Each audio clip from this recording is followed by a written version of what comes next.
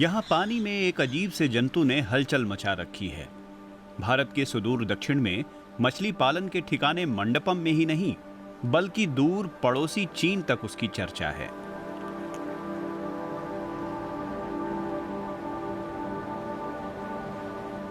खीरे जैसा दिखता यह है सी क्यूकम्बर। 30 सेंटीमीटर तक लंबा हो सकता है। वैज्ञानिक इस समुद्री जीव को समझने की कोशिश करते रहे हैं। सी क्यूकम्बर समंदर में केंचुओं की भूमिका निभाते हैं। जैसे केंचुए किसानों की मदद करते हैं, यही काम सी क्यूकम्बर का भी होता है। वो मिट्टी को और उपजाऊ बनाते हैं। समुद्री घास और समुद्र तल पर रहने वाले अन्य जीव जंतुओं के लिए वो फायदेमंद होते हैं। इसके अलावा जल स्तर के लिए भी उनका होना अच्छा होता है। फॉरेस्ट रेंजर एस सतीश ने पर्यावरण में सी क्यूकम्बर की अहम भूमिका को देखते हुए पिछले 4 साल से उन्हें बचाने का बीड़ा उठाया है। सी क्यूकम्बर अपनी जो गंदगी निकालते हैं वो एल्कलाइन होती है। उसकी वजह से समुद्र की सतह पर बढ़ती एसिडिटी काबू में रहती है। इससे कोरल रीफ भी ब्लीचिंग के खतरे से बच जाते हैं।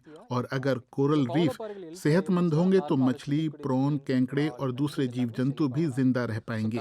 इसीलिए सी क्यूकम्बर समंदर के भीतर बचे रहे तो आने वाली पीढ़ियों के लिए मछलियां भी रहेंगी।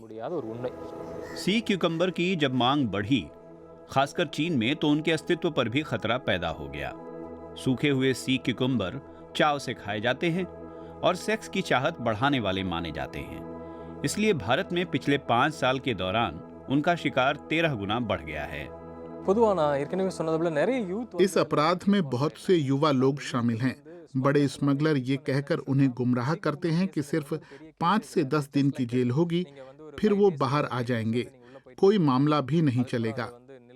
लेकिन वन विभाग के जागरूकता अभियानों के जरिए हम लोगों को बताते हैं कि ये बहुत खतरनाक काम है। बाघ या फिर हाथी को मारने जैसा अपराध है और सजा भी वैसी ही है।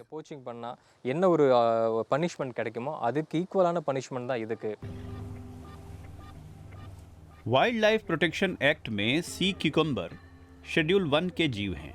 उन्हें मारने के अपराध में 2 लाख रुपए का जुर्माना और जेल की सजा है।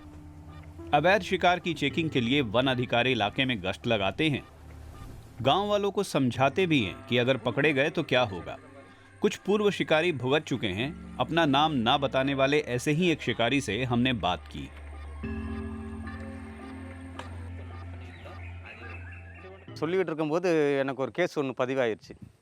मैं एक बार पकड़ा गया था। मुझे बताया गया कि 3 से 7 साल की सजा होगी।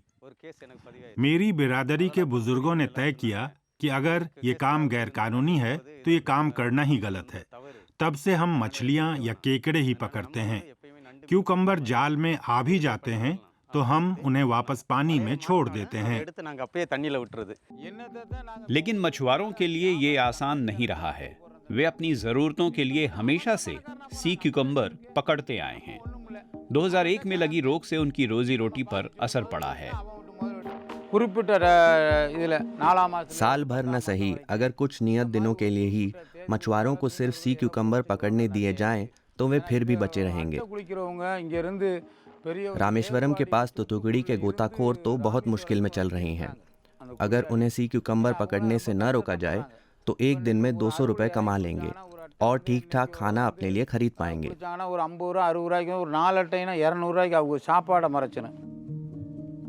सी क्यूकम्बर के इर्द गिर्द एक जटिल समस्या है।